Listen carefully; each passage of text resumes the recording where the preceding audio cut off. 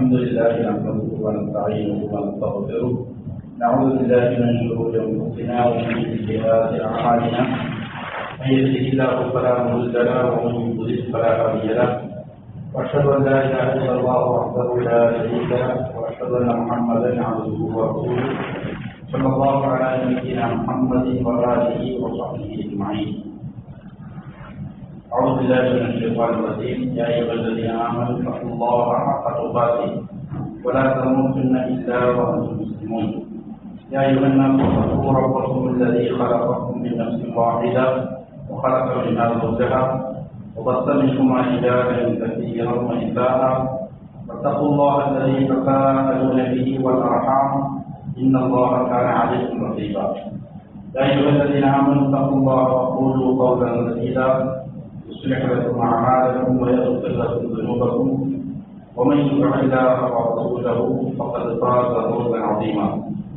أما بعد فإن أصدق الحديث كتاب الله وخير الهدي هدي محمد صلى الله عليه وسلم شر الأمور محدثاتها وكل محدثة بدعة وكل بدعة ضلالة وكل ضلالة في النار. سبحان الله سبحانه ഷെയ്ഖ് സ്വാഹിബ് റഹിമഹുല്ലാഹ് നമസ്കാരത്തിന്റെ ശുറൂത്തുകളുമായി ബന്ധപ്പെട്ട വിഷയങ്ങളാണ് സംസാരിക്കുന്നത്. കഴിഞ്ഞ 2 തരത്തിലായി നമ്മൾ സംസാരിച്ചത് സമയം പ്രവേശിക്കുക എന്നുള്ള തരത്തിനെ കുറിച്ചും ഔറത്ത് മറക്കുക എന്നുള്ള തരത്തിനെ കുറിച്ചുമാണ്. ഇനി 3ാമത്തെ ദിവസനെ സംബന്ധിച്ചാണ് സംസാരിക്കുന്നത്.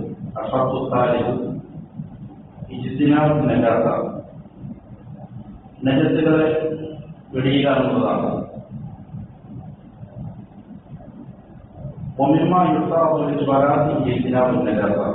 നമസ്കാരത്തിന്റെ നിബന്ധനകളിൽ പെട്ടതാണ് നജസ്സുകൾ നീക്കം ചെയ്യുക എന്നുള്ളത്. എങ്ങനെയാണ് നമസ്കരിക്കുന്നവൻ നജസ്സിൽ നിന്ന് വിദൂരത്താകണം. പൂർണ്ണമായും അതിൽ നിന്ന് ഒഴിവാക്കണം. എന്തെല്ലാം കാര്യങ്ങളാണ് നജസ്സിൽ നിന്ന് ശുദ്ധി വരുത്തേണ്ടത്? ഈ ബദനി, അവന്റെ ശരീരം, സൗദി, അവന്റെ വസ്ത്രം,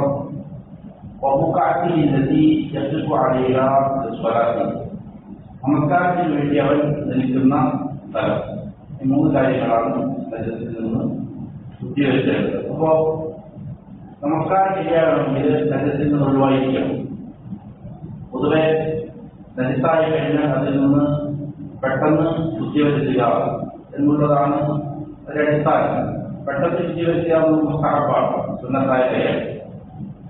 എന്നാൽ നജസ്സുണ്ട് ഈ പറയുന്ന ശരീരത്തിലോ അല്ലെങ്കിൽ വസ്ത്രത്തിലോ നമസ്കരിക്കുന്ന സ്ഥലത്തോ നജസ്സുണ്ടെങ്കിൽ നമസ്കരിക്കുന്ന സമയത്ത് നമസ്കരിക്കാൻ പോകുമ്പോൾ അത് ഒഴിവാക്കരുതാണ്. നിർബന്ധമായി ഒഴിവാക്കിയിരിക്കണം. അതല്ലാത്ത സമയങ്ങളിൽ നജസ്സ് ആയിക്കഴിഞ്ഞാൽ പെട്ടെന്ന് തന്നെ ഒഴിവാക്കുക എന്നുള്ളതാണ് ഉത്തമമായ കാര്യം. ഇവിടെ നജസ്സിൽ എന്തിൽ നിന്നെല്ലാമാണ് നീക്കം ചെയ്യേണ്ടത് എന്നാണ് മുസ്ലിം പറഞ്ഞത്.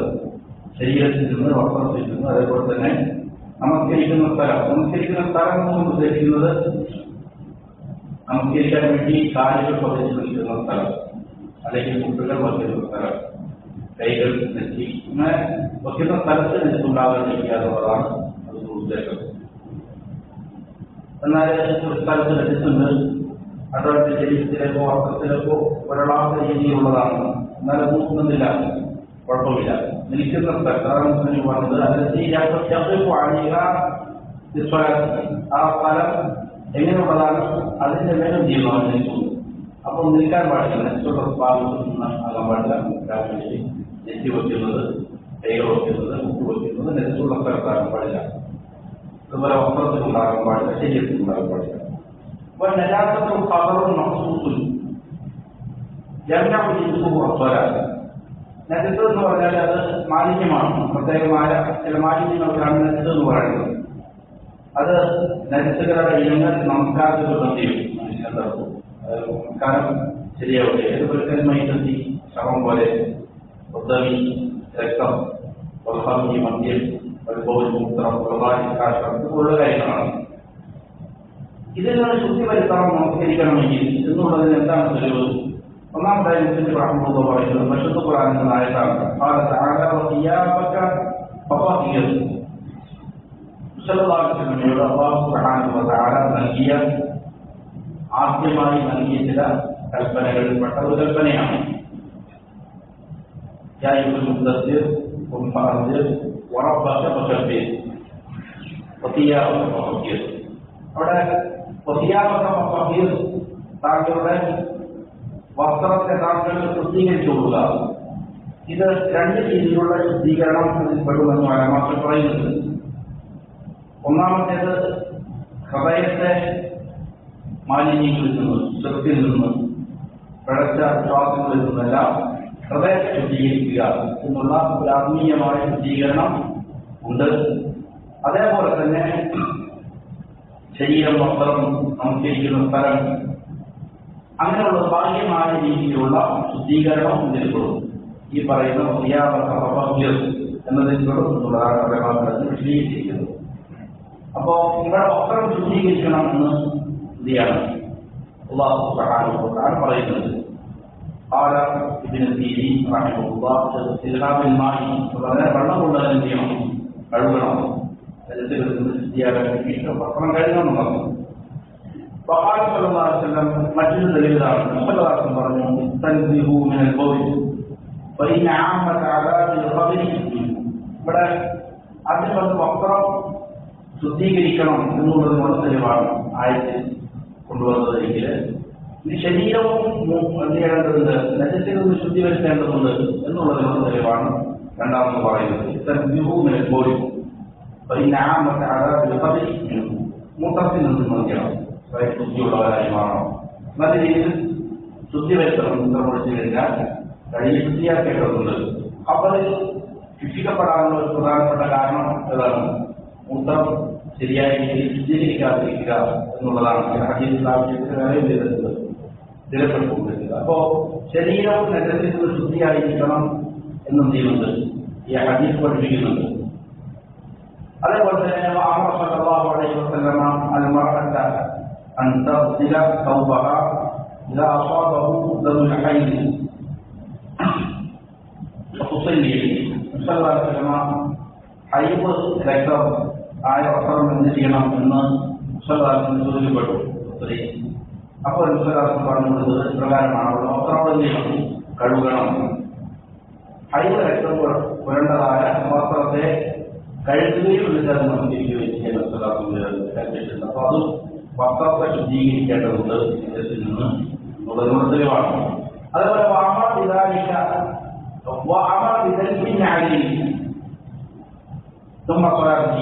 അതേപോലെ മുസ്തലാക്കുന്ന മറ്റൊരു കൽപ്പനയാണ്, പള്ളിയിലേക്ക് വരുമ്പോൾ എന്ത് ചെയ്യേണ്ടതുണ്ട്? ചെരുപ്പിൽ നോക്കണം.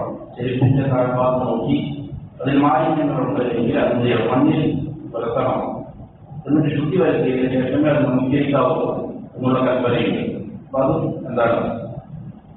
ശരീരത്തിൽ ധരിച്ചിരിക്കുന്ന വസ്ത്രം. അപ്പോ ശരീരത്തിൽ ധരിക്കുന്ന വസ്ത്രം കൊണ്ട് ഉദ്ദേശിക്കുന്നത് അവിടുത്തെ മറയ്ക്കാൻ ഉപയോഗിക്കുന്ന അവിടുത്തെ തലപ്പാവ്, വസ്ത്രങ്ങൾ, കാലിൽ ധരിക്കുന്ന സോപ്പ്, ഇതുപോലെല്ലാം ചെയ്യും.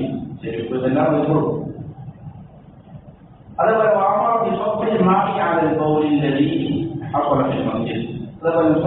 കൽപ്പിച്ചിട്ടുണ്ട് മസ്ജിദിലെ ചെയ്തപ്പോൾ നെജസായപ്പോൾ ഒരു ആറാവിനെ മുത്തപ്പടിച്ചപ്പോൾ അതിലേക്ക് വെള്ളം ചൊരിയാൻ വേണ്ടിയിട്ട് കൽപ്പിച്ചിട്ടുണ്ട്. അപ്പൊ നമസ്കരിക്കുന്ന സ്ഥലം എന്തായിരിക്കണം? ശുദ്ധമായിരിക്കണം എന്ന് ഈ ഹദീസ് പഠിപ്പിക്കുന്നുണ്ട്. അപ്പൊ ഈ തെളിവുകളെല്ലാം പറയുന്നത്, ഒന്ന് വസ്ത്രം ശുദ്ധീകരിക്കേണ്ടതുണ്ട്, ശരീരം ശുദ്ധീകരിക്കേണ്ടതുണ്ട്, അതേപോലെ തന്നെ നമസ്കരിക്കുന്ന സ്ഥലവും നജസിൽ നിന്ന് ശുദ്ധീകരിക്കണം എന്നുള്ളതിനുള്ള തെളിവുകളാണ് മുസ്ലിം ഹഫിളഹുല്ലാഹ് ഇവിടെ കൊണ്ടുവന്നിരിക്കുന്നത്. പരിശുദ്ധ ഖുർആനിലെ ആയത്തും അതേപോലെ തന്നെ വ്യത്യസ്ത ഹദീസുകളിലൂടെ. അതിനുശേഷം മുസ്ലിം റഹ്മത്തുള്ളാഹി പറയുന്നു,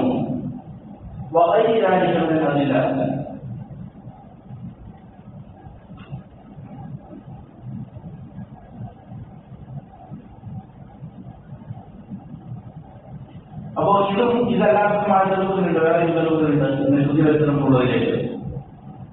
എന്തിനാ ആഗ്രഹിച്ചാൽ പിന്നെ നിജാസുകൾ എന്ത് ചെയ്യേണ്ടതുണ്ട്? വെടിയേണ്ടതുണ്ട് എന്നുള്ളതിലേക്കുള്ള തെളിവുകളുണ്ട്. ഖുർആനിലും ഹദീസിലെല്ലാം ഉണ്ട്. ഇബ്രാഹിം അലൈഹി ഇസ്ലാമിനോട് അല്ലാഹു സുബ്ഹാനഹു വ തആല പറയുന്നുണ്ടല്ലോ, റബ്ബിർ ബൈതിയ ലിൽഖായിഫീന വൽആകിഫീന വറുക്കഅ സുജൂദ്. പരിശുദ്ധ കഅബ അല്ലാഹുവിന്റെ ഭവനത്തെ നമസ്കാരക്കാർക്ക് വേണ്ടി, തവാഫ് ചെയ്യുന്നവർക്ക് വേണ്ടി, സുജൂദുകളിലും റുകൂഉകളിലും കഴിയുന്നവർക്ക് വേണ്ടി ശുദ്ധിയാക്കാൻ അല്ലാഹുവിന്റെ കൽപ്പനയുണ്ട്. അപ്പോ അതുകൊണ്ടാണ് ശുദ്ധി വരുത്തണം എന്നുള്ളതിലേക്കുള്ള തെളിവാണ് നമസ്കരിക്കുന്ന സ്ഥലങ്ങൾ. പിന്നെ വ്യത്യസ്തങ്ങളായ തെളിവുകളുണ്ട്. പല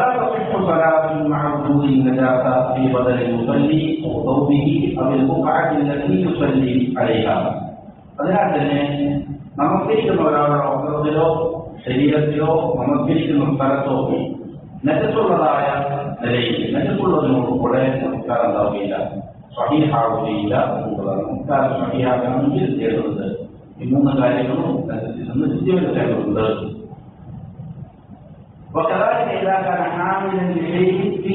അതേപോലെ തന്നെയാണ് ഒരാൾ എന്ത് ചെയ്യാണ്, ഒരു വസ്തു ചുമക്കുന്നുണ്ട്, ആ വസ്തുവിൽ എന്തുണ്ട്, നജസ്സുണ്ട്.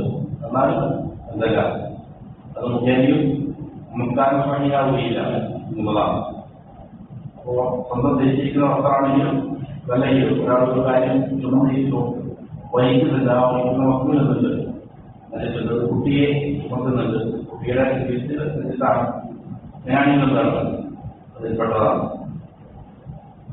ഇനി മുസ്ലിം റഹ്മത്തുള്ള ഇതിന്റെ പ്രധാനപ്പെട്ട മസലയിലേക്ക് വരികയാണ്. ഒരാൾ നമസ്കാരം കഴിഞ്ഞപ്പോൾ അവൻ അവന്റെ നജസ്സിനെ കാണുകയാണ്. ഈ പറഞ്ഞ ശരീരത്തിലോ അല്ലെങ്കിൽ വസ്ത്രത്തിലോ നമസ്കരിക്കുന്ന സ്ഥലത്ത് നമസ്കാരം കഴിഞ്ഞതിന് ശേഷമാണ് അവൻ അത് കാണുന്നത്. അവൻ അറിയില്ല എപ്പോഴാണ് ഇത് നജസ്സ് ശരീരത്തിലായത് എന്നുള്ളത് അവർക്ക് അറിയില്ല. എന്നാൽ അവന്റെ നമസ്കാരത്താണ് സ്വഹീഹാണ് എന്നുള്ളതാണ്. പക്ഷേ നമസ്കാരത്തിന് ശേഷമായിരിക്കാം ഇത് അവന്റെ മേത്ത് ഈ നജസ്സ് വന്നിരിക്കുന്നത്. അപ്പോ എപ്പോഴാണ് നജസ്സ് വന്നത് എന്ന് അവർക്ക് ഉറപ്പില്ല. അടിസ്ഥാനം ഒരാൾക്കും ശരീരത്തിനൊന്നും ഉണ്ടാവുകയില്ല, നജസ്സ് ഉണ്ടാവുകയില്ല എന്നുള്ളതാണ് അടിസ്ഥാനം. അപ്പോ അങ്ങനെയുള്ള ഒന്നിലേക്ക് നജസ്സ് എപ്പോ ഒന്നും സാധാരണ ഉപയോഗിക്കുമ്പോൾ നജസ്സ് ഉണ്ടാവുകയില്ല. അപ്പൊ അത് എപ്പോഴാണ് വന്നതെന്നുള്ള ഉറപ്പില്ല. സാധാരണ ഉണ്ടാകാതിരിക്കുക എന്നുള്ളതാണ് അടിസ്ഥാനം. അതുകൊണ്ട് തന്നെ നമസ്കാരത്തിന് ശേഷമാണ് ഒരാൾ നജസ്സ് കാണുന്നത് എങ്കിൽ ആ നമസ്കാരം സ്വഹീഹാണ് എന്നുള്ളതാണ് ശരി. ഇനി അതേപോലെ മറ്റു മക്കൾ പറയാണ്, ഒരാൾക്ക് നമസ്കാരത്തിന് മുന്നേ നജസ്സുള്ള കാര്യം അറിയാം. ഇത് ബാക്കി പറഞ്ഞ നമസ്കാരം കഴിഞ്ഞതിന് ശേഷമാണ് നജസ്സിനെ കുറിച്ച് അവൻ അറിയുന്നത്. എന്നാൽ നമസ്കാരത്തിന് മുമ്പേ അവൻ അറിയാമായിരുന്നു നജസ്സ്. അവനൊരു കുട്ടിയെ എടുത്തിരുന്നു, ആ കുട്ടിയെ തീർന്നിട്ടുണ്ട്, ശരീരത്തിൽ മുഖമടിച്ചിരുന്നു. അങ്ങനെ എല്ലാവർക്കും നിർത്തിയായി വിധിയിലാണ്. പക്ഷെ അവൻ നീക്കം ചെയ്യാൻ ചെയ്തു, മറന്നുപോയി. അങ്ങനെ അവൻ നമസ്കരിച്ചു. നമസ്കാരത്തിന് കഴിഞ്ഞതിന് ശേഷം പിന്നീടാണ് എന്താണ് ശരീരത്തിന് ഉണ്ടായിരുന്നല്ലോ എന്നറിയുന്നു. അങ്ങനെയാണെങ്കിൽ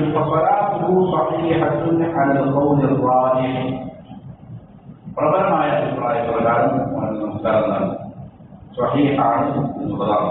പ്രബലമായ അഭിപ്രായം വിഷയത്തിൽ വളമാക്കുന്നത് രണ്ടഭിപ്രായമുണ്ട് എന്ന് മുസ്ലിംകളോട് സൂചിപ്പിക്കുന്നുണ്ട്. അതുകൊണ്ടാണ്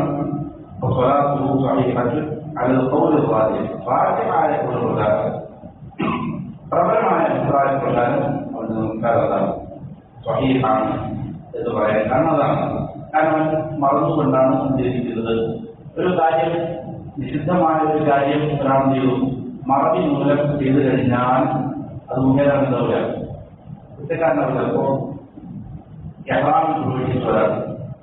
അപ്പോ അവന് ചെയ്യാൻ പറ്റില്ല, സുഗന്ധം ഉപയോഗിക്കാൻ പാടില്ല. പക്ഷേ മറന്നായ ചെയ്തു, സുഗന്ധം ഉപയോഗിച്ചു. അതെന്തില്ല, നമ്മുടെ കുറ്റക്കാരനാവില്ല. ഒരാൾ നോമ്പെടുത്തിരിക്കുന്നു, നോമ്പെടുക്കുമ്പോൾ ഭക്ഷണം കഴിക്കുക, വെള്ളം കുടിക്കുക എന്താണ് നിഷിദ്ധമാണ്. അപ്പോ നിഷിദ്ധമാക്കപ്പെട്ട ഒരു കാര്യം മറന്നായ നിലയിൽ, എന്തും മറന്നായ നിലയിൽ ഒരാൾ കാര്യം ചെയ്തു കഴിഞ്ഞാൽ എന്താവില്ല, അത് മുഖേന കുഴപ്പമില്ലാതാണ്. നിഷിദ്ധമാക്കപ്പെട്ട കാര്യങ്ങളിലാണ്, കൽപ്പിച്ച കാര്യങ്ങളുടെ കാര്യത്തിലല്ല, ചെയ്യാനുള്ള കാര്യത്തിലല്ല. നിഷിദ്ധമാക്കപ്പെട്ടിരിക്കുന്ന, ഉപേക്ഷിക്കാൻ പറഞ്ഞിരിക്കുന്ന കാര്യങ്ങൾ എന്ത് ചെയ്തു, മറന്നവനായ നിലയിൽ ഒരാൾ പ്രവർത്തിച്ചു കഴിഞ്ഞാൽ എന്താണ് അത് കൊണ്ട് അതിനൊരു അർത്ഥമില്ല എന്നുള്ളതാണ്, കുഴപ്പമുണ്ടാവില്ല എന്നുള്ളതാണ്. അപ്പൊ ഇങ്ങനെ ചെയ്തു, ഇത് ഉപേക്ഷിക്കേണ്ട കാര്യമായി പക്ഷേ മറന്നതായ നിലയിൽ ചെയ്തു. നമസ്കരിച്ചാൽ സ്വഹിഹായ ശരിയായ അഭിപ്രായപ്രകാരം, പ്രബലമായ അഭിപ്രായപ്രകാരം എന്താണ് നമസ്കാരം സ്വഹീഹാണ്. എന്നാലും ഉലമാക്കൾ സൂക്ഷ്മതയ്ക്ക് നല്ലത് എന്താണ് നമസ്കാരം മടക്കി നിർവഹിക്കലാണ് എന്നുള്ളതാണ് ഒരുപക്ഷെ ഉലമാക്കളുടെ അഭിപ്രായം. ഇത് പ്രബലമായ അഭിപ്രായം നമസ്കാരം സ്വഹീഹാണ് എന്ന് പറയുന്ന ഉലമാക്കൾ തന്നെ സൂക്ഷ്മതയ്ക്ക് വേണ്ടി നല്ലത്. കാരണം ഉലമാക്കൾ പറയുന്നത് നമസ്കാരം സ്വഹീഹല്ല, മടക്കണം എന്നുള്ളതാണ് അവരുടെ അഭിപ്രായം. അപ്പൊ അതിനെ പരിഗണിച്ചുകൊണ്ട് ഇത് നമസ്കാരത്തിന് കുഴപ്പമൊന്നുമില്ല എന്ന് പറയുന്നവർക്ക് തന്നെ സൂക്ഷ്മതയ്ക്ക് നല്ലത് എന്താണ് ഒന്നുകൂടെ നമസ്കരിക്കലാണ് എന്ന് ഇതിൽ അപ്പോ നമസ്കാരം കഴിഞ്ഞതിന് ശേഷം അറിഞ്ഞാണ് നമ്മൾ പറഞ്ഞത് തീർത്തുന്നില്ല, കുഴപ്പമൊന്നുമില്ല. കാരണം നമുക്ക് എപ്പോഴാണ് ശരീരത്തിൽ എടുത്തു വന്നത് എന്ന് അറിയില്ല, ചിലപ്പോൾ നമസ്കാരത്തിന് ശേഷമായിരിക്കാനുള്ള സാധ്യതയില്ല. രണ്ടാമത് പറഞ്ഞത് നമസ്കാരത്തിന് അറിയാമായിരുന്നു ശേഷം തിരിച്ചറിഞ്ഞതാണ്. അവിടെയും പ്രബലമായ അഭിപ്രായം ഇല്ല, കുഴപ്പമില്ല. എന്നാൽ നമസ്കാരത്തിന് ഇടയിലാണ് അവൻ ചെയ്യുന്നത് അറിയുന്നതിനുള്ള കാര്യം.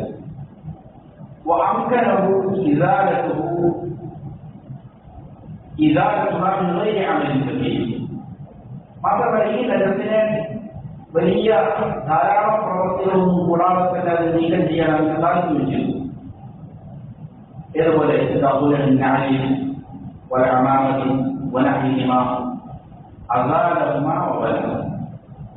ഏതുപോലെ ചെരുപ്പിലാണ് നജസുള്ളതായിട്ടാണ് പറയുന്നത്.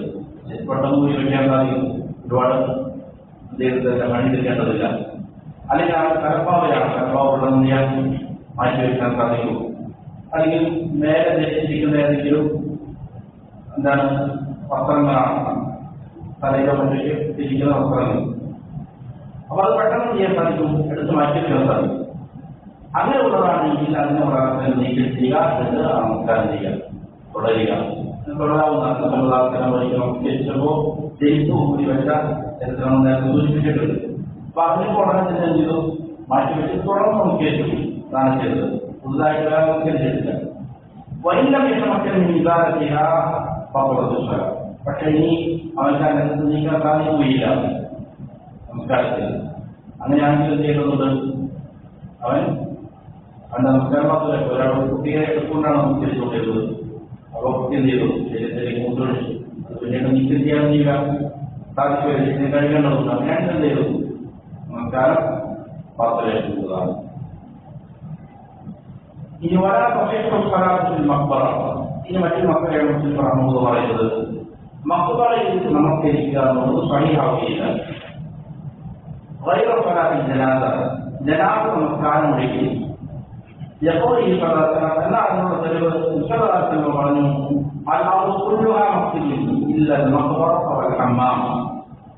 ഭൂമി മുഴുവൻ നമസ്കരിക്കാനുള്ള സ്ഥലമാണ്, മസ്ജിദാണ്. എവിടെയും ഭൂമി നമസ്കരിക്കാം. ഇല്ല ഹമ്മാം, മക്ബറയിലും ഹമ്മാമിലും ഒഴികെ, ഉൾപ്പറയിലും മക്ബറയിലും ഒഴികെ എന്ന് നബി പറഞ്ഞു. ഇതാണ് ഇത് തെളിവ്. മറ്റൊരു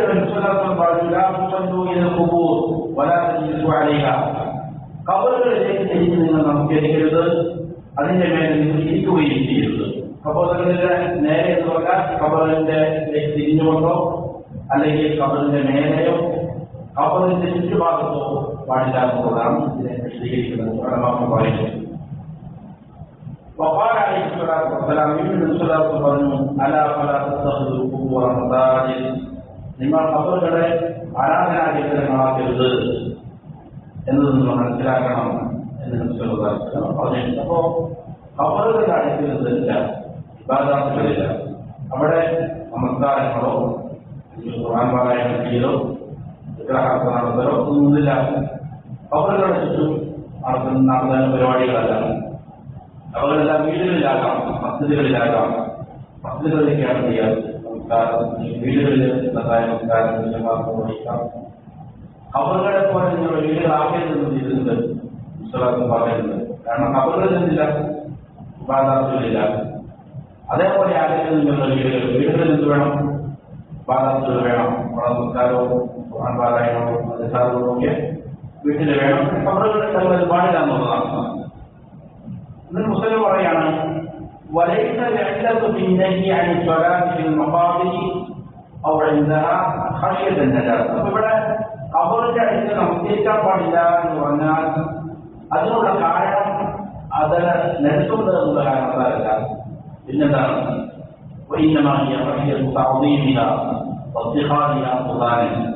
അതിനെ ബഹുമാനിക്കൂ എന്നതിനെ ഭയപ്പെട്ടിട്ടാണ്.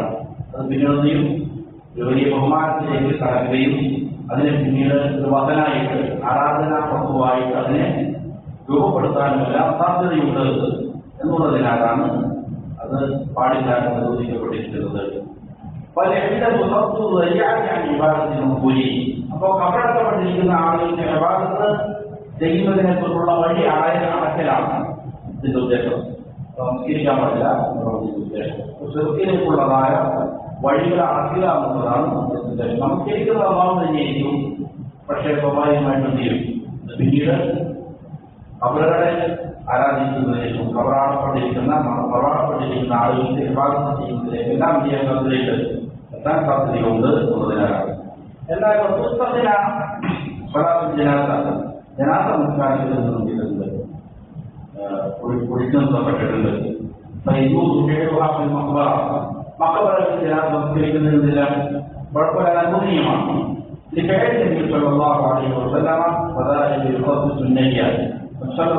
അത് പ്രവർത്തിച്ചിട്ടുണ്ട്. ഈ പ്രവർത്തി ചെയ്യുന്നുണ്ട് ജനാസ നമസ്കാരം പൊതുവെ പറഞ്ഞിരിക്കുന്ന നിരോധനത്തെ ചെയ്യുന്നുണ്ട്, സ്പെസിഫിക്കായിട്ട് പ്രത്യേകമായിട്ട് അനുവദിക്കുന്നുണ്ട് എന്നത് അറിയിക്കുന്നുണ്ട്. ജനാസ നമസ്കാരം ഒന്നിലധികം പ്രാവശ്യം മക്കബറയിൽ കൂടി കബറിന്റെ മേലത്തിൽ കബറിനോ അറിയിക്കുന്നത് ചെയ്തിട്ടുണ്ട്, നമസ്കരിച്ചിട്ടുണ്ട്. ജനാസ നമസ്കരിക്കാൻ സാധിക്കാതെ മറവാടപ്പെട്ടതായ ജനാസയുടെ മേൽ അങ്ങനെ ചെയ്തിട്ടുണ്ട്, നമസ്കരിച്ചിട്ടുണ്ട്. അപ്പോൾ ജനാസ നമസ്കരിക്കുന്നതിനില്ല, വിലക്കില്ല എന്നുള്ളതാണ്. وكل ما دخل في المقبرة مما حول القبور لا يصلى فيه. അപ്പോൾ മഖ്ബറ എന്ന പേരിൽ ഉള്ള സകലതും ചെയ്യും. ഈ പറയുന്ന കബറിന്റെ മേലെ കബറിന്റെ അടുത്ത് നമസ്കരിക്കാൻ പാടില്ല എന്നുള്ളത് പ്രവേശിക്കും. അവിടെ ഒന്നും ചെയ്യാൻ പാടില്ല, നമസ്കരിക്കാൻ പാടില്ല. കബർ തന്നെയാകണമെന്നില്ല. മഖ്ബറ എന്ന് പേരിൽ അറിയപ്പെടുന്ന ഇതെല്ലാം ഉണ്ട്. അത് ജനങ്ങളുടെ മഖ്ബറ. കാരണം ഈ പറയുന്നതിലേക്ക് മഖ്ബറയും വരുമ്പോൾ അതിന് ചുറ്റുമുള്ളതായ കുറ്റവും എല്ലാം ചെയ്യും. അപ്പോ ഒരു സ്ഥലത്ത് മഖ്ബറ നമസ്കരിക്കാൻ പാടില്ല എന്ന് പറഞ്ഞാൽ കബറടക്കപ്പെട്ട സ്ഥലം മാത്രമല്ല, അതിന്റെ അനുബന്ധങ്ങളായ ഭാഗവും മഖ്ബറയിൽ ഇതാണ് പെട്ടതാണ്. فقال شيخ الاسلام ابن تيميه رحمه الله شيخ الاسلام പറഞ്ഞു اتفق الائمه انه لا يبنى مسجد على قبره وانه لا يجوز دفن ميت في مسجده. അയിമ്മത്തുകൾ ഫുഖഹാക്കൾ മാതൃകായോഗ്യരായ അവലംബിക്കപ്പെടുന്നതായ അയിമ്മത്തുകൾ എല്ലാം ഏകോപിച്ചിരിക്കുന്ന കാര്യമാണ്. എന്താണ്? മസ്ജിദുകളുടെ മേൽ കബറുകളുടെ മേൽ ചെയ്യാൻ പാടില്ല, മസ്ജിദുകൾ നിർമ്മിക്കാൻ പാടില്ല. കബറിന്റെ മേലെ മസ്ജിദുകൾ നിർമ്മിക്കാൻ പാടില്ല. അതേപോലെ തന്നെ മസ്ജിദിന്റെ ഉള്ളിൽ ചെയ്യാൻ പാടില്ല, മയ്യത്തിനെ കബറടക്കാൻ പാടില്ല. അപ്പോൾ ആദ്യം ഒരു കബർ വന്നു, എന്നാൽ ആ കബറിനോട് അനുബന്ധമായിട്ടാണ് പള്ളി പണിയുക എന്നത് പാടില്ല.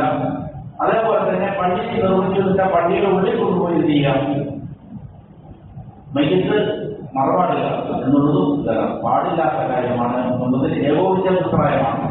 അതില്ല അഭിപ്രായക്കാരൊന്നുമില്ല. പരിഹാര മസ്ജിദ് കബറി, ഇനി ഒരു മസ്ജിദിൽ കബറുണ്ട്.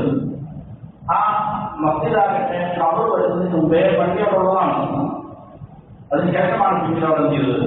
കബർ വന്നത് ഇനി ഉപയോഗിക്കുക, ആ കബറിന് ചെയ്യപ്പെടണം, മാറ്റപ്പെടണം. ഇമ്മാവിന്റെ പറയുന്ന കബർ നദിയാണ്, അതിനെ നേരെയാക്കണം. കബറാണെന്ന് അറിയാത്ത രീതിയിൽ അതിനെ നിരപ്പാക്കണം. അല്ല പുതിയ കബറാണ്, അങ്ങനെയാണ് എങ്കിൽ ചെയ്യണം. അത് മാന്തി അതിൽ നിന്ന് ചെയ്യേണ്ടതുണ്ട്. മയ്യത്തിനെ വെച്ച് വേറെ സ്ഥലത്തും ചെയ്യണം, കബറടക്കണം. പഴയ കബറുകളോ മറ്റൊക്കെയാണെങ്കിൽ അത് ചെയ്യണം. അതിൽ ശരീരമില്ല രീതിയിലുള്ളതാണ് അതിനെയാണ് നിരപ്പാക്കണം. ഇനി വൈകാല മസ്ജിദ് കൂടിയ ഭാഗം കബറും ഇനി കബർ കൊള്ളടത്തുകൊണ്ടുപോയി അതിന്റെ മേലാണ് ചെയ്തത് മസ്ജിദ് പണിതത്. എന്നാൽ മസ്ജിദ് ഇനി മസ്ജിദ് എന്ത് ചെയ്യണം? നമ്മൾ മാറ്റണം. കാരണം ഈ കബറിന്റെ മേലെയാണ് അത് ചെയ്തത്. ആദ്യം അവിടെ ഉണ്ടായത് കബറാണ്. കബറിനോടനുബന്ധിച്ചാണ് ഇങ്ങനെ മസ്ജിദ് വന്നത്. എന്നാൽ ആ കബർ മസ്ജിദ് ഒന്ന് മാറ്റണം. അല്ലെങ്കിൽ പിന്നെ ചെയ്യണം കബറിന്റെ രൂപത്തെ ചെയ്യണം, നീക്കം ചെയ്യപ്പെടണം. പല മസ്ജിദിലേക്ക് لا يصلى فيه فرض ولا يشرك فإنه منهي عنه. കബറിന്റെ മേലെയുള്ളതായ മസ്ജിദ് അവിടെ മുസ്ലിക്കപ്പെടാൻ പാടില്ല. അള്ളാഹുവിന്റെ സുന്നത്താകട്ടെ അത് ചെയ്യപ്പെട്ടതാണ്, അത് വിലക്കപ്പെട്ടിരിക്കുന്ന കാര്യമാണ്. കബറുള്ളതായ പള്ളിയിൽ പാടില്ല, മുസ്ലിക്കാൻ പാടില്ല എന്നുള്ളതാണ്. ബാക്കി നാളെ വന്നത്. ഇനി ولا تصح الصلاة في المسجد الذي قبلته إلى قبره. ഇപ്പോ കബറിന്റെ മേലെ മസ്ജിദ് നിർമ്മിച്ചു, അവിടെ തന്നെ പറഞ്ഞു. അല്ലെങ്കിൽ മസ്ജിദിന്റെ ഉള്ളിൽ എന്തെയ്തു കബർ സ്ഥാപിച്ചു പറഞ്ഞു. ഇനി മറ്റൊരാൾ മസ്ജിദ് ഒരു മസ്ജിദിൽ നമസ്കാരം ശരിയാവില്ല ഇങ്ങനെയുള്ള മസ്ജിദാണ് അല്ലെങ്കിൽ അതിന്റെ വിപല എവിടേക്കാണ് തിരിക്കുന്നത്? കബറിലേക്കാണ്. വിപലയുടെ ഭാഗത്ത് നിരുന്നത് കബറുണ്ട്. ഇപ്പോൾ ഈ കബറിലേക്ക് ചെയ്യാൻ പാടില്ല, തിരിഞ്ഞ് നമസ്കരിക്കാൻ പാടില്ല. എന്നുവെച്ചാൽ അള്ളാഹു പറയുന്നത് ആ ഖബർസ്ഥാനിന്റെയും മസ്ജിദിന്റെയും ഇടയിൽ മസ്ജിദിന്റെ വ്യക്തി കൂടാതെ വേറെ വ്യക്തി കൊണ്ടെത്തിയിട്ടുണ്ട്. മസ്ജിദിന്റെ വ്യക്തി കൂടാതെ വേറെ വ്യക്തി ചെയ്തത് ഖബറിന്റെയും മസ്ജിദിന്റെയും ഇടയിൽ ഒരു മറയായിക്കൊണ്ട് ഇരുന്നില്ല, കുഴപ്പമില്ല. അതെല്ലാം ഇതാണ്. അങ്ങനെയുള്ള മസ്ജിദിൽ നമസ്കരിക്കാൻ പാടില്ല.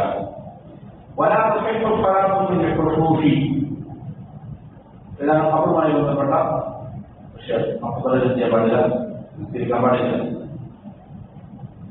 ശക്തമായിട്ട് ചെയ്തത് നിരോധനമുണ്ട്. ഇതിനുള്ള കാരണം ഞാൻ സൂചിപ്പിച്ചതുപോലെ എന്താണ്? ജനികൾ ശക്തിയിലേക്കും ചിലപ്പോൾ ആളുകൾ ചെയ്യും. ഖബർ സുജൂദ് ചെയ്യുന്നതാണ് ശരീരത്തിരിക്കപ്പെടും. ഇവൻ അള്ളാഹുവിനാണ് സുജൂദ് ചെയ്യുന്നത് ശ്രദ്ധിച്ച കാര്യങ്ങൾ സൂചിപ്പിക്കാനും തെറ്റിദ്ധാരണകൾ ഉണ്ടാകാനും പിന്നീട് അത് ഖബറിൽ ആരാധിക്കുന്നതിലേക്കല്ല വഴിമാറാൻ സാധ്യതകളുണ്ട് എന്നുള്ള കാരണത്താൽ നമ്മൾ പാടില്ലാത്തത്. വിഷയത്തിൽ ധാരാളം ഹദീസിന് സ്ഥിരപ്പെട്ടു വന്നിട്ടുണ്ട്. ഹദീസുകൾ ഖബറുമായി ബന്ധപ്പെട്ടുള്ള ശിർക്കൻ വിദഅത്തുമായി ബന്ധപ്പെട്ട കാര്യങ്ങൾ വളരെ എന്താണ് ഗൗരവത്തോടെ മനസ്സിലാക്കേണ്ട ഒരു കാര്യമാണ്. അവസാന സമയത്ത് മരണാസന്നമായ വേളയിൽ കിടക്കുമ്പോൾ പോലും എന്താണ് ശക്തമായി നിരോധിച്ചിരിക്കുന്ന കാര്യമാണ് ഖബറുമായി ബന്ധപ്പെട്ടുള്ളതായ ആരാധന. അത് എന്താണ് ഭൂതനഭാക്കൾ അവരുടെ അമ്പിയാക്കന്മാരുടെ ഖബറിടങ്ങൾ ഇതുപോലെ ചെയ്യുമായിരുന്നു, ആരാധന കേന്ദ്രങ്ങളാക്കുമായിരുന്നു. അവർക്ക് ശാപമുണ്ട് എന്ന് പറഞ്ഞിട്ടുണ്ട്. അതായത് ഭൂതനഭാക്കളെ ക്ഷമിക്കാനുള്ള കാരണം അവർ ഖബറിന്റെ അടുക്കൽ പോയി അള്ളാഹു ശിഫാഅത്ത് ചെയ്യുന്നതാണ്. ഖബറിൽ കിടക്കുന്ന ആളുകൾ ശിഫാഅത്ത് ചെയ്തിട്ടല്ല, അല്ലെങ്കിൽ ഖബർ സുജൂദ് ചെയ്തിട്ടല്ല. പിന്നെയോ ഖബറുകൾ കേന്ദ്രമാക്കിയിട്ട് മസ്ജിദുകൾ ഉണ്ടാക്കി അവിടെ നിന്ന് അള്ളാഹു ശിഫാഅത്ത് ചെയ്യുകയാണ് ചെയ്തത്, വിലക്കിയത്. അതാണ് ശക്തമായ രീതിയിൽ ശാപമുണ്ട് എന്ന് പറഞ്ഞ വിലക്കിയത്. അപ്പൊ പിന്നെ അങ്ങനെ മസ്ജിദുകൾ ഉണ്ടാക്കിയിട്ട് ഖബറിൽ കിടക്കുന്ന ആളുകൾ ദുആ ചെയ്താൽ അതിനെ തവാഫ് ചെയ്യുന്നു, അവിടെ നേരത്തെ വർദ്ധിക്കുന്നു. അത് കഠിനമായ ശുദ്ധിയിലേക്ക് എന്തിയാണ് മാറുകയാണ്. ഇത് വളരെയധികം ഗുരുതരമായിരിക്കുന്ന കാര്യമാണ്. പക്ഷേ ദൗർഭാഗ്യം എന്ന് പറയട്ടെ നമ്മുടെ നാടുകളിൽ ഓരോ മൂലകളിലും എന്നിട്ട് താമസിക്കുന്ന അതായത് സ്ഥലങ്ങളിൽ ഈ പറയുന്ന വസനകൾ എന്റെ ഖബറിനെ വസനാക്കരുതേ എന്താ പറയുന്നത്? ഈ വസനകൾ എന്താണ്? ഈ ബിംബങ്ങൾ അത് എമ്പാടും ധാരാളമായിട്ട് കാണുന്നുണ്ട്. മുൻകഴിഞ്ഞിരിക്കുന്ന ഒലവാക്കൾ ഇതിൽ ശക്തമായിട്ട് ചർച്ച ചെയ്തിട്ടുണ്ട്. ഇതുപോലുള്ള രീതികൾ കടന്നു വന്നു. അപ്പൊ ഖബറിന്റെ അടുത്തുള്ള സംസ്കാരം അതിലാത്ത കാര്യമാണ്. ഈ പ്രസൂഷുകളിൽ നമസ്കരിക്കാൻ പാടില്ല. പ്രസൂഷ് എന്ന് പറഞ്ഞാൽ എന്താണ്? വലിയ മലമൂത്ര വിസർജനത്തിന് വേണ്ടിയിട്ട് കെട്ടി ഉണ്ടാക്കപ്പെട്ടിരിക്കുന്ന ഒരു ഇതാണ്. അവിടെ ചെയ്യാൻ പറ്റില്ല, നിസ്കരിക്കാൻ പറ്റില്ല. ويمنعون الصلاة في داخل الحجر لكونه معدا للنجاسة. അപ്പോൾ അങ്ങനെയുള്ള ടോയ്ലറ്റുകളുടെ ഉള്ളിൽ നമസ്കരിക്കുന്ന പാടില്ലാത്ത കാര്യമാണ്. അത് തടയപ്പെട്ടിട്ടുണ്ട്. കാരണം അത് നജാസത്തിന് വേണ്ടിയിട്ട് ഇതാണ് തയ്യാർ ചെയ്യപ്പെട്ടിരിക്കുന്നതായ കാര്യമാണ്. എന്നുള്ളത് പാടില്ല. മാത്രമല്ല വലിയ ഇങ്ങനെ മലമൂത്ര വിസർജനത്തിന് വേണ്ടിയിട്ട് ടോയ്ലറ്റ് കഴിഞ്ഞാൽ പിന്നെ അള്ളാഹു പഠിക്കാൻ പാടില്ല എന്ന് ചെയ്തത് വിലക്കപ്പെട്ട കാര്യമാണ്. അതിന് സ്വാഭാവികമായിട്ടും റിസ്ക് പറയുന്നതിനേക്കാൾ ഗുരുതരമാണത് നമസ്കരിക്കുക എന്നുള്ളത്. വലിയ മാത്രമല്ല അങ്ങനെയുള്ള സ്ഥലങ്ങളിൽ ഉണ്ടാകും വിഷാദിന്റെ ശിഫാന്മാരുടെ സാന്നിധ്യവും ഉണ്ടാകും എന്നതാണ്. അതേപോലെ തന്നെയാണ് കുളിപ്പുരകൾ, കുളിക്കാൻ വേണ്ടിയിട്ട് കെട്ടി ഉണ്ടാക്കിയിരിക്കുന്നതായ കുളിപ്പുരകൾ. ഇത് പഴയ കാലത്ത് അവർക്ക് നാടുകളിലെല്ലാം വളരെ പ്രസിദ്ധമായ കാര്യങ്ങളാണ് ഹമ്മാം എന്നുള്ളത്, കുളിപ്പുരകൾ. അപ്പോ അത് പൊതുവായ കുളിപ്പുരകൾ ഉണ്ടാകും കുളിക്കാൻ വേണ്ടിയിട്ടുള്ളത്. അതാണ് അവിടെ ഞാൻ ഉദ്ദേശിക്കുന്നത്. കുളിപ്പുരകളൊന്നും പാടില്ല. കുളിക്കാൻ വേണ്ടിയിട്ട് തയ്യാർ ചെയ്യപ്പെട്ടിരിക്കുന്ന സ്ഥലമാണ്. അത് നേരത്തെ സൂചിപ്പിച്ചതുപോലെ ഔറത്ത് കൊലപ്പെടുത്തപ്പെടുന്നതായ സ്ഥലമാണ്, ശൈത്താന്മാരുടെ സങ്കേതമാണ്.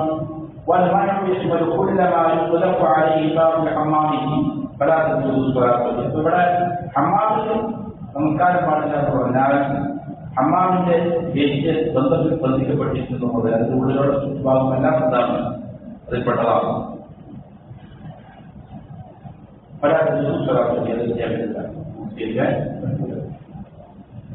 അതുപോലെ നമസ്കരിക്കാൻ പറ്റാത്ത മറ്റൊരു ഭാഗമാണ് ഒട്ടാകങ്ങളുടെ തൊഴുത്തുകൾ, അതിന്റെ ആയകൾ. ഒട്ടാകങ്ങളെ രാത്രി ശ്രമിക്കാൻ വേണ്ടിയിട്ട് ബന്ധിപ്പിക്കുന്ന സ്ഥലം, അവിടെയും നമസ്കാരം വഴിയാവുകയില്ല. അവിടെയാണ് ഒട്ടകങ്ങൾ ചെയ്യുന്നത്, രാത്രിയിൽ താമസിക്കുന്നത്, ശ്രമിക്കുന്നത്. അങ്ങനെയുള്ള സ്ഥലങ്ങളിൽ നമസ്കരിക്കാൻ പാടില്ല.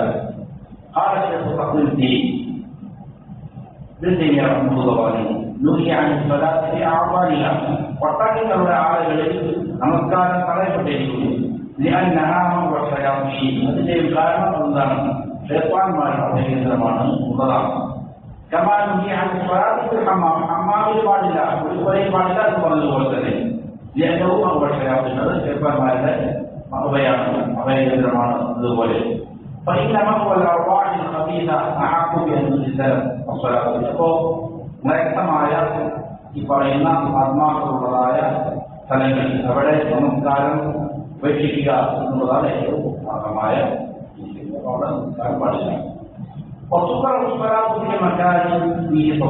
ഇവിടെ ഒട്ടകത്തിന്റെ ആടുകൾ മാത്രമാണത് കൊടുത്തിരിക്കുന്നത്. എന്നാൽ ആടുകളെ സ്ഥലത്തോ മറ്റുള്ള വളർത്തുമൃഗങ്ങൾ ഭക്ഷണം കഴിക്കാൻ, മാംസം കഴിക്കാൻ തുടങ്ങിയമായ മറ്റു മൃഗങ്ങളുടെ ആടുകളിൽ നമസ്കരിക്കുക എന്നുള്ളത് കുഴപ്പമില്ല. ഒട്ടകങ്ങളെ മാത്രമാണ് ചെയ്തിരിക്കുന്നത്, അതിൽ പെടുത്തിയിരിക്കുന്നത്. അതേപോലെ തന്നെ ചിത്രങ്ങളുള്ളതായ സ്ഥലങ്ങളിലുള്ള നമസ്കാരം കറാഹത്താക്കപ്പെടും. ജീവനുള്ള വസ്തുക്കളുടെ ചിത്രങ്ങൾ, ജീവനുള്ളത് മാത്രമല്ല അല്ലാത്ത ധാരാളം എന്താണ് ചിത്രങ്ങളുള്ള നമ്മളെ പത്രത്തിന്റെ കാര്യം പറഞ്ഞപ്പോൾ സൂചിപ്പിച്ചിരുന്നു. പത്രം ഉണ്ടായിരിക്കണം, ചിത്രങ്ങളില്ലാത്ത, കൊത്തുപണികളില്ലാത്ത പത്രങ്ങളാണ് നിസ്കരിക്കാൻ വേണ്ടി ഉപയോഗിക്കേണ്ടത്. വരകളുള്ള പത്രത്തുല്യതയുണ്ട്, അത് മാറ്റി കൊടുത്തത് നമ്മൾ അതിന്റെ പറഞ്ഞിട്ടുണ്ട്. അപ്പോ ചിത്രങ്ങളുള്ളതിൽ നമുക്ക് ഇരിക്കാന്നുള്ളതാണ് കറാഹത്താക്കപ്പെട്ട കാര്യം. കറാഹത്താണ്.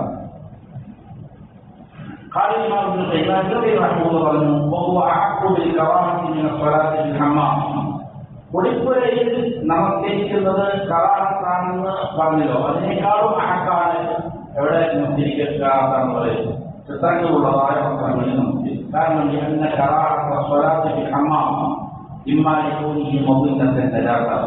ഹമ്മാമില് കുളിപ്പുരയിൽ നമസ്കരിക്കുന്നത് കറാഹത്താണെന്ന് പറയാനുള്ളതായ കാരണം അത് അവിടെ നജസ്സുകൾ ഉണ്ടാകാനുള്ള സാധ്യതയുണ്ട് എന്നുള്ളതിനാണ്. എന്നാൽ അനുയോജ്യമായിട്ടും ഈ പൈസ ക്ഷേത്വാൻ നിങ്ങളത് ക്ഷേത്വാന്മാരുടെ അഭയകേന്ദ്രമാണ് എന്നുള്ളതിനാലാണ് സ്വയം ശരിയുമാണ്.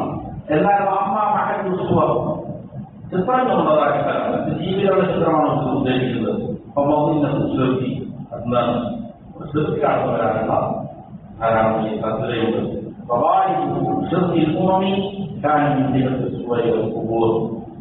ധാരാളം ഉമ്മത്തുകളുടെ വ്യക്തങ്ങളായ പല ഉമ്മത്തുകളുടെയും അടുക്കലേക്ക് ഷിർക്ക് കടന്നു വരാനുള്ളതായ പ്രധാനപ്പെട്ട ഒരു കാരണം എന്തായാലും ചിത്രങ്ങളായിരുന്നു. നമുക്കറിയാം ഉള്ളവരുടെ ചിത്രങ്ങളിലൂടെയാണ് ആദ്യമായിട്ട് എന്ത് ചെയ്തത് ഷിർക്ക് വരുന്നത്. അവരുടെ രൂപങ്ങളിലൂടെയാണ്. അതേപോലെ തന്നെ ഖബറുകളും അതേപോലെ തന്നെ ചിത്രങ്ങളുമാണ് ധാരാളം സമൂഹങ്ങളെ പഠിപ്പിച്ചിരിക്കുന്നത്, ഷിർക്കിലേക്ക് കൊണ്ടുപോയിരിക്കുന്നത്. അതുകൊണ്ട് ഹമ്മാമിൽ നമസ്കരിക്കുന്നത് കറാഹത്താണ് എന്ന് പറയാമെങ്കിൽ അതേപോലെയാണ് ഇത്. അതിനേക്കാൾ മഹക്കാണത് ചിത്രങ്ങൾ. നമുക്ക് പല ആളുകളും ഉണ്ടാവും.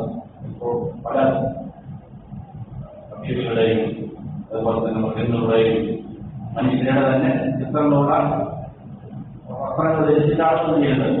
നമസ്കരിക്കുന്നത് ഇത് പാടില്ലാത്ത കാര്യമാണ്. അത് മുസ്ലിം പറയുന്ന അരയിലെ നമസ്കാരം നല്ല രീതിയിൽ സൂക്ഷിക്കുന്നത് നിർബന്ധമാണ്. നമസ്കാരത്തിലേക്ക് പ്രവേശിക്കുന്നതിന് മുമ്പ് നരകത്തിൽ നിന്ന് നീങ്ങണം, നന്നായി ശുദ്ധി വരുത്തണം. എവിടെയാണോ നമസ്കാരം പാടില്ല എന്ന് പറഞ്ഞിരിക്കുന്നത് അങ്ങനെയുള്ള സ്ഥലങ്ങൾ ചെയ്യണം, പിടിക്കണം.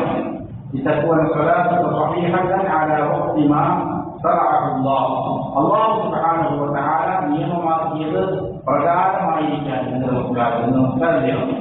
അല്ലാഹു തആല എങ്ങനെയാണോ നിയമമാക്കിയത് അതേപോലെ ആയിരിക്കാൻ വേണ്ടിയിട്ട്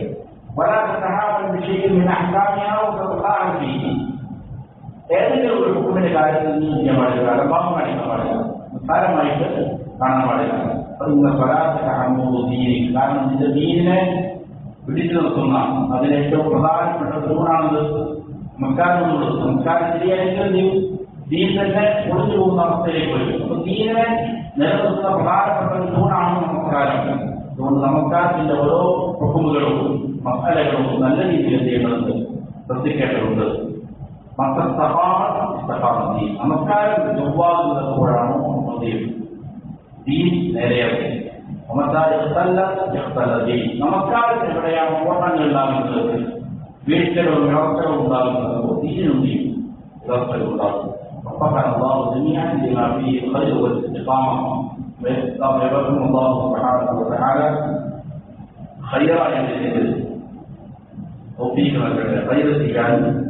സത്യത്തിൽ അടിയുറച്ചെടുക്കാനും ഇതാണ് മൂന്നാമത്തെ നിബന്ധന. നടത്തുകളിൽ നിന്ന് ചെയ്യുക, ബുദ്ധിവരിക്കുക എന്നുള്ളതാണ്.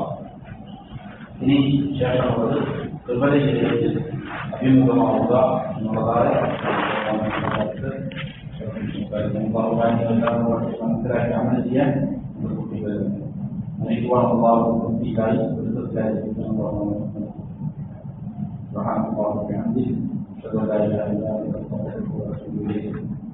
ربنا آتنا في الدنيا حسنة وفي الآخرة حسنة وقنا عذاب النار. ربنا تقبل منا إنك أنت السميع العليم وتب علينا إنك أنت التواب الرحيم. ربنا اغفر لنا ولوالدينا كما ربونا صغارا. ربنا هب لنا من أزواجنا وذرياتنا قرة أعين واجعلنا للمتقين إماما. اللهم إنا نسألك الجنة وما قرب إليها من قول وعمل، ونعوذ بك من النار وما قرب إليها من قول وعمل. اللهم انا نسالك الهدى والرضا والعفاف والغنى. اللهم ات نفوسنا تقواها وزكها انت خير من زكاها انت وليها ومولاها. صلى الله وسلم على نبينا محمد وعلى